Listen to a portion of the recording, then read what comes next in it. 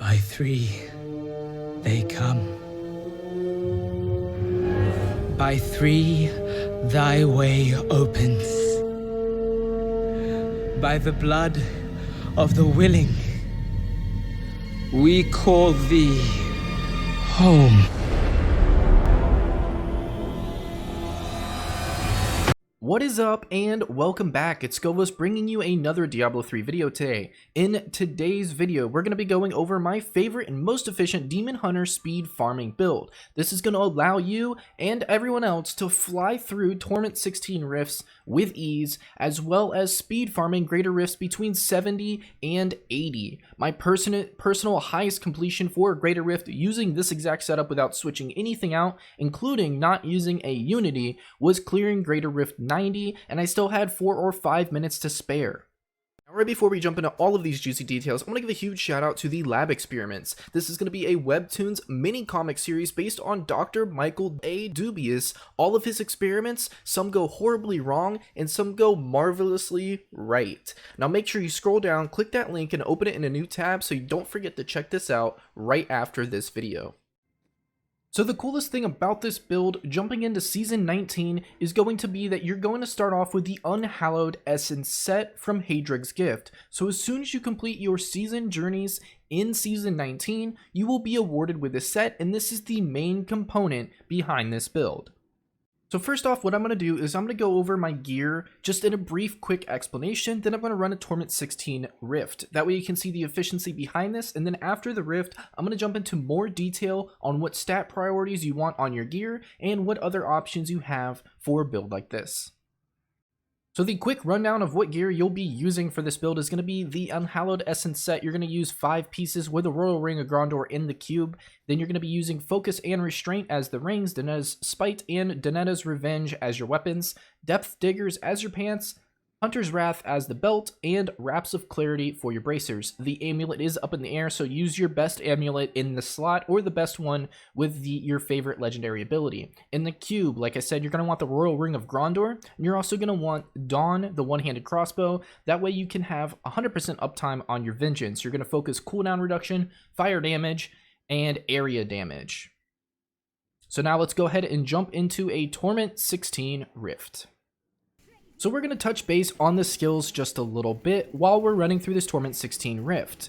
So for the passive skills, we're going to use Call the Weak, Awareness, Grenadier, and Tactical Advantage. For my primary skill is going to be Grenade with Grenade Cache, and for my right click is going to be Vault with Action Shot. My 1 through 4 is going to be Vengeance with Darkheart Rune, Companion with Wolf Companion, Fan of Knives with Bladed Armor, and Preparation with Invigoration. Now, to touch base real quick on Preparation, we're not actually going to be using this skill, but what it does is permanently increase max discipline by 20. In combination with the Unhallowed Essence set, for every point of discipline, it's going to increase your generators, multi-shot, and Vengeance by 350% damage. Since we're always using Vengeance and our main skill is a generator, every point of discipline is going to matter immensely. So if you lose a little bit of DPS by putting something on, but you gain a few points of discipline, definitely remember this and definitely remember that it is worth it. Alright, so that's the gist of the gameplay. Basically, you're going to vault around, you're going to melt elite packs with your left click, which will be the Grenade with Grenade Cache Rune equipped. It's going to destroy those elite packs very quickly. If you get in a hairy situation, vault through the enemy, make sure you make contact with them because it will interrupt their attacks. This is great use against Rift Guardians and some heavy hitters. So keep that in mind if you ever get in a risky situation. Now what I'm going to do, I'm going to step away, let the gameplay in the background roll out, and I'll talk to you in just a few moments when this Torment 16 Rift is complete.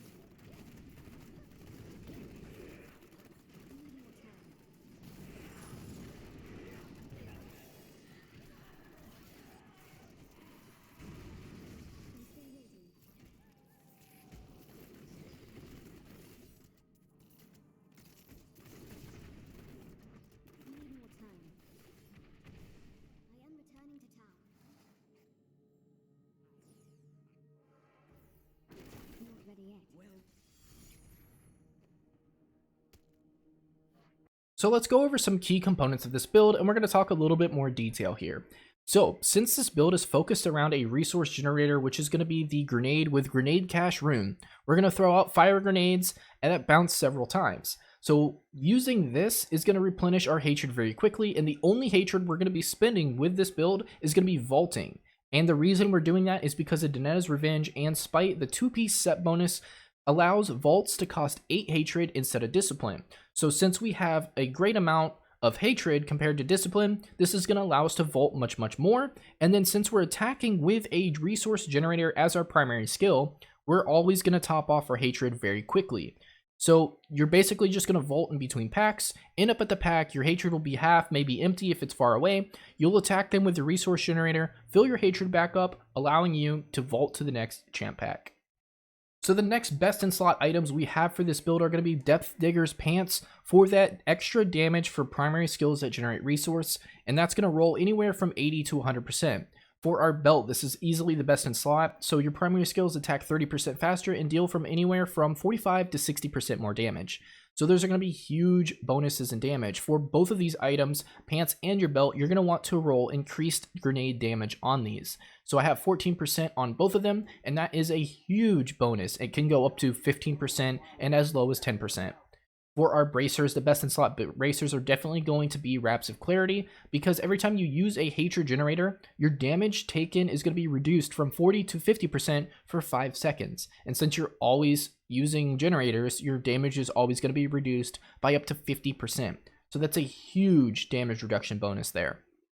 So next items on the list are going to be the Focus and Restraint. These are pretty given, a lot of builds use these. So basically whenever you hit with a resource generating attack or primary skill, which is going to be our grenades, you deal 50% increased damage for 5 seconds. And then whenever you hit with a resource spinning attack, you deal another 50% increased damage for 5 seconds. So the primary skill is going to be the grenades. The secondary attack or resource spinning attack is going to be your Vault, which shoots arrows, and in Vengeance will shoot rockets as well. So you're constantly hitting enemies with both and constantly getting the 2 times 50% damage increase bonuses.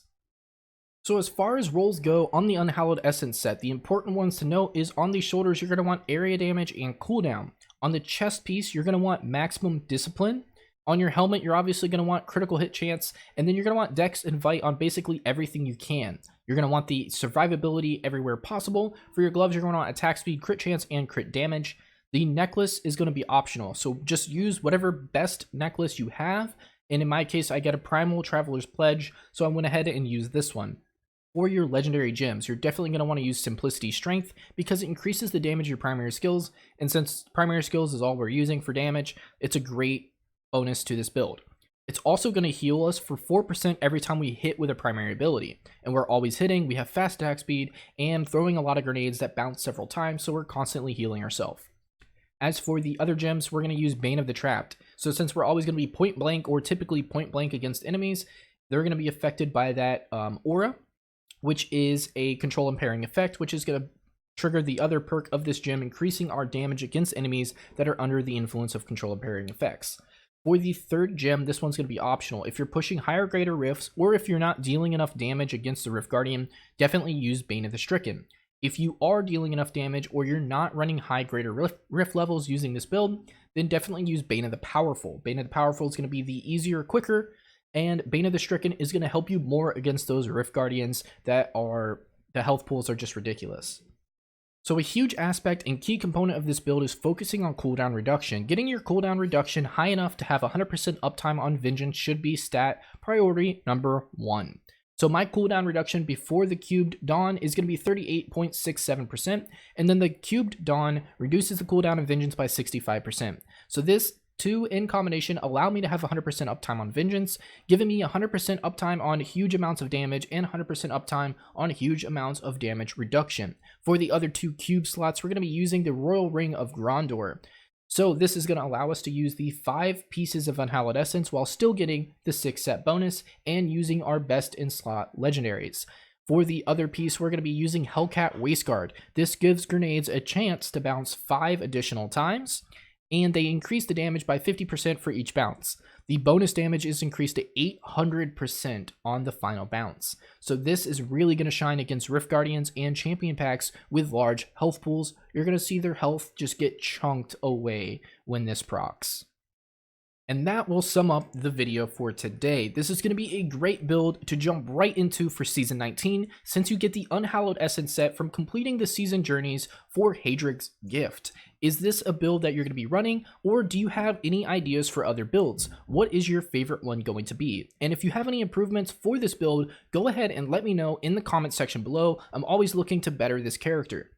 Hopefully you enjoyed the video today. If you did, leave a thumbs up. If you did not, you're more than welcome to leave a thumbs down. Either way, if you want to see more quality content coming your way, go ahead and click that subscribe button. It really does help me out a lot. If you want to be notified right away when my videos go live, you can also click the bell icon. Regardless of what you did or didn't click, I hope you have a good evening, afternoon, morning, night, or whatever it is, wherever you are. But thank you for stopping by, and I hope to see you in my next videos.